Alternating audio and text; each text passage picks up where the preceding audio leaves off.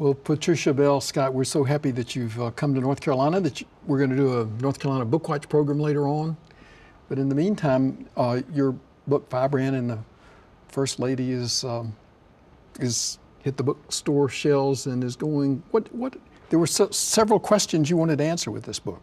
Well, one of the first questions I wanted to answer was what brought these two women together in friendship. They seem so unalike. This is Eleanor Roosevelt. This is Eleanor and Pauli, because here's Pauli, you know, granddaughter of a mixed race slave from North Carolina, and here's Eleanor, whose ancestry entitles her to membership in the Daughters of the American Revolution. So I wanted to know how did this, you know, what drew them together, and then I wanted to know how did they sustain this relationship, you know. Friendship is something that, if it's going to survive, is something we have to work at. So I wanted to know how did they sustain it. I also wanted to know how did it change over time and what needs did it satisfy in the two of them. And then finally, I wanted to know what consequence or how did the larger society benefit from the fact that these two had been friends and had had an impact on each other. And to the first question, just very quickly, what I learned is, even though on the surface it seems like this would be an unlikely friendship, these women have a lot in common.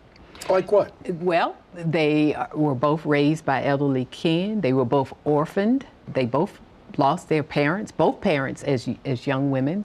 They were both innately shy, which is something that people are always surprised when I tell them that. Eleanor was innately shy, as was Pauli, but they learned to move forward anyway. They were courageous. You know, courage is not just simply the ability to step forward. It's the ability to step forward in times of distress. And what about your second question? And then my second question, you know, how did they sustain it? They sustained it with letters. They sustained it with visits, though they were not as frequent.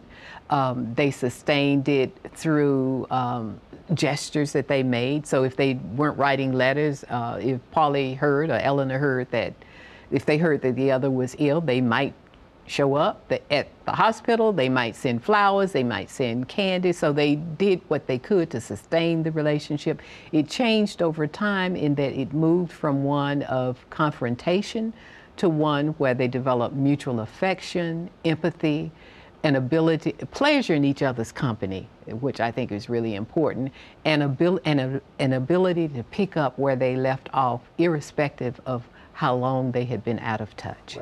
Well. And there was a third question. And the last question had to do with how did the larger society benefit. And I think the fact that they both converged toward each other. I can't say that Pauli ever moved to the center, but she did move away from the far left.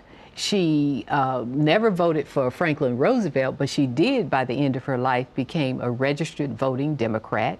And then Eleanor, who cautioned Pauli against disobeying segregation statutes, moved by the end of her life to the point where she was taking public positions in support of young civil rights activists who were disobeying segregation. So they converged toward each other, and Eleanor moved left of center, and Pauli moved toward center. Both idealists from the beginning. Exactly. And moving towards a pragmatic type of way to push forward. Yes, yes.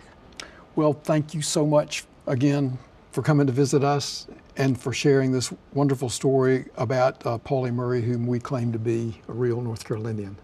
My pleasure.